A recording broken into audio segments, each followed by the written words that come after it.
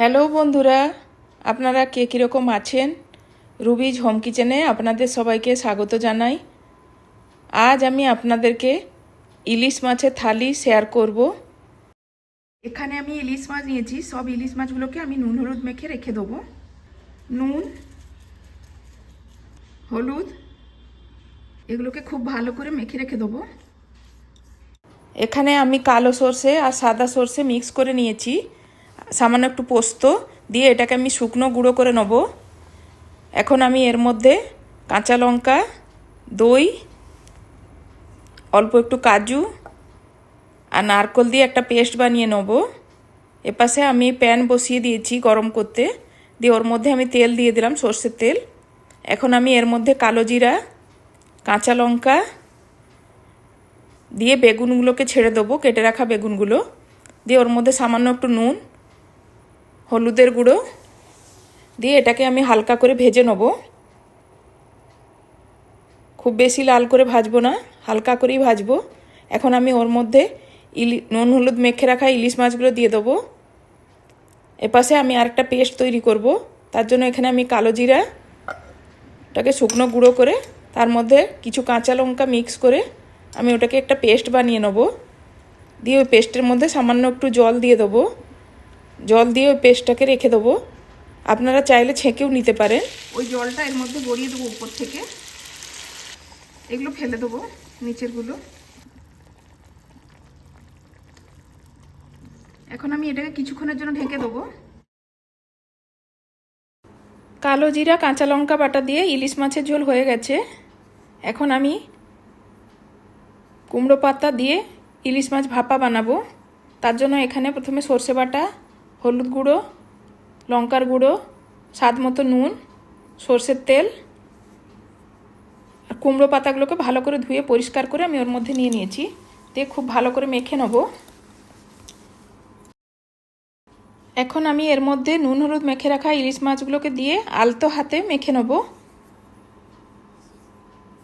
এখন মাখা হয়ে গেছে। এখন আমি এটাকে গ্যাসে বসিয়ে দেবো, দিয়ে ঢেকে দেবো। জল দিতে হবে না।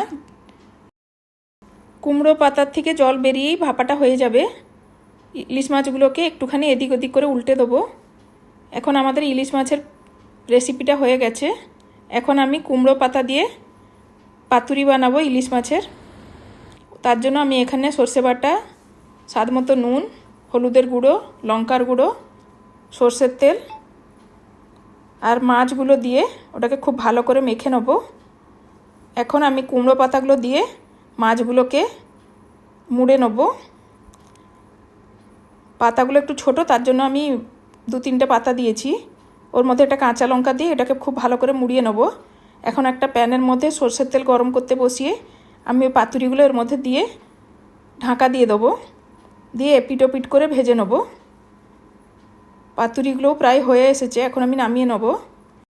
এখানে আমি একটা প্যান বসিয়ে নিয়েছি, ওর মধ্যে আমি সর্ষের তেল গরম করতে বসালাম। তেল গরম হয়ে গেছে। এখন আমি ওর মধ্যে কালো জিরা ফোড়ন দেবো, কাঁচা লঙ্কা। এখন আমি এর মধ্যে আলু দিয়ে দিলাম, সামান্য একটু নুন দিলাম। আলুটা একটুখানি ভেজে নেব। আলুটা ভাজা হয়ে গেছে। এখন আমি এর মধ্যে কুমড়ো দেব। এখন আমি এর মধ্যে একটুখানি জিরে গুঁড়ো দিলাম, হলুদের গুঁড়ো, সামান্য একটু জল দিয়ে এটাকে কষিয়ে নেব। এখন এটাকে আমি একটু ঢেকে দেবো।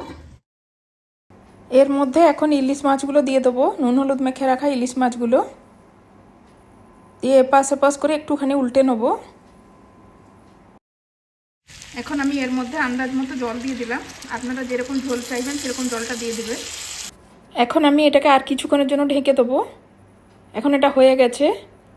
ওর মধ্যে আমি 2টো কাঁচা লঙ্কা আর সামান্য একটুখানি লাল লঙ্কার গুঁড়ো দিয়ে একটুখানি ফুটিয়ে নামিয়ে নিয়েছি। এপাশে আমি একটা প্যান বসিয়ে ইলিশ মাছগুলোকে ভেজে নেব, নুন হলুদ মেখে রাখা ইলিশ মাছগুলো। ইলিশ মাছের থালির রান্নাগুলো সব হয়ে গেছে। এগুলোকে আমি সাজিয়ে নেব।